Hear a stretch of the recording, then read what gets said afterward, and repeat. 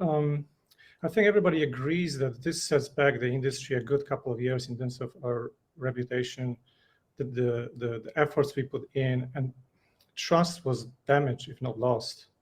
So in this kind of tumultuous times, what we need to do is focus on rebuilding this trust. And I think people are way past taking anybody's word for granted. People want to see actions. So as a company, as a brand, and as this team has always focused on not on what we do, what we say, but on what we do. And just look at how we behaved in this in last week. We immediately announced that we're going to provide audited proof of reserves, and our teams are working on this 24/7 with an external auditor. We the following day, we've committed to show our reserves, and within 5 hours from that announcement, we've published it. So everybody can see the addresses and transactions going in and out. And most importantly, you could see that our platform is performing kind of business as usual. People are depositing, people are withdrawing, people are trading. There is pretty much normal activity, just at a heightened level. But it's not only important to look at how a certain company behaves during times of such stress. I think it's important to look at how we behave over the last couple of years and what actions we've taken as a company. So today, Crypto.com is the single most regulated company in this space with highest number of licenses and registrations from tier 1 jurisdictions.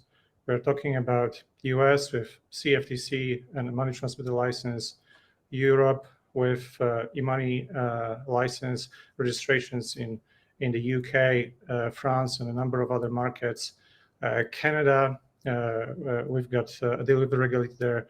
Singapore, we're one of the first companies to be granted a crypto license under the PSA Act by one of the most stringent regulators in the world, the MAS. We've got regulated entities in Australia, in South Korea. So basically, we are covering the whole world in tier 1 jurisdictions as a licensed, regulated business. This is very important in building trust and making sure that everything is run properly. At the same time, we also lead the market in terms of security certifications and privacy certifications. We were the first company to get ISO certified in this space. We have the highest tier 4 NIST ranking. We've got trust marks, 2 trust marks from Singapore that cover privacy and cybersecurity. We are leading the way in compliance, in security, and privacy. This is extremely important for everybody to understand that we've acted as a responsible, regulated player since our inception. We are a global alliance partner of Visa, a tier 1 financial institution. We operate the largest Visa crypto card program in the world today. It's a stable, regulated business. And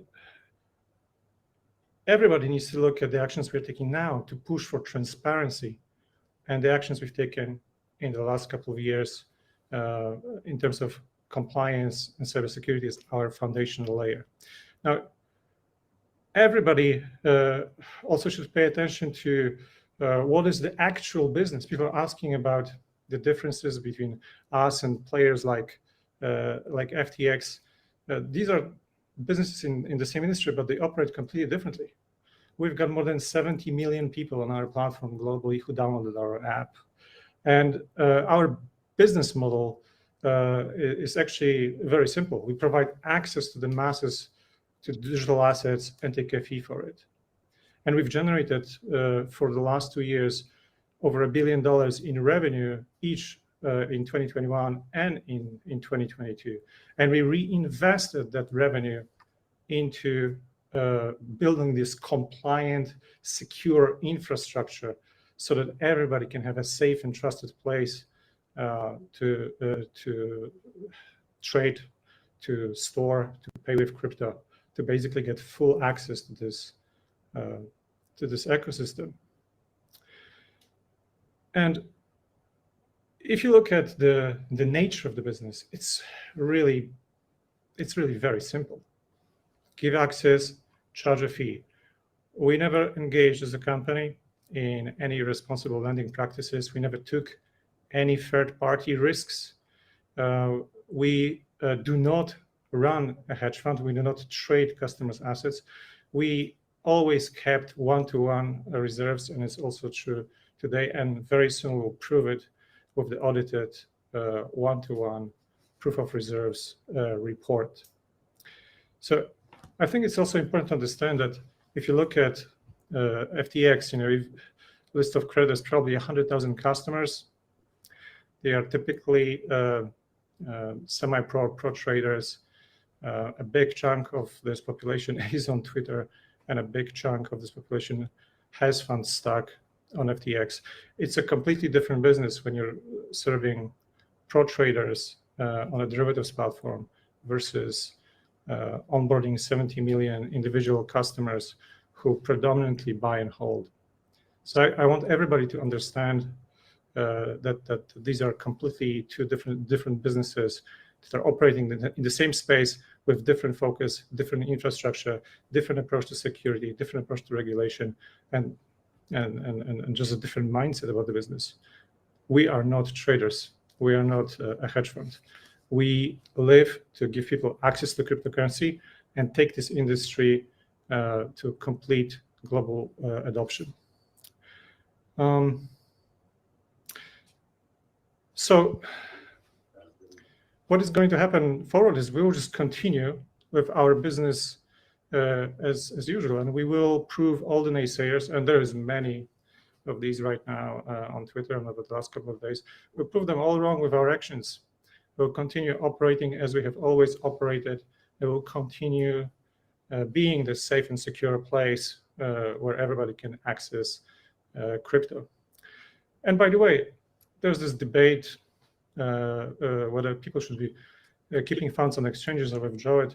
I would like to remind everyone that since 2020, we've got Crypto.com DeFi wallet, which is non-custodial. We spent 2 years building and improving it. You can actually link it for your custodial wallet with your non-custodial wallet, and you can withdraw funds to your non-custodial wallet and control the keys. It's a very simple experience. It's as good as it gets in terms of non-custodial wallets. More than 5 million people already downloaded it.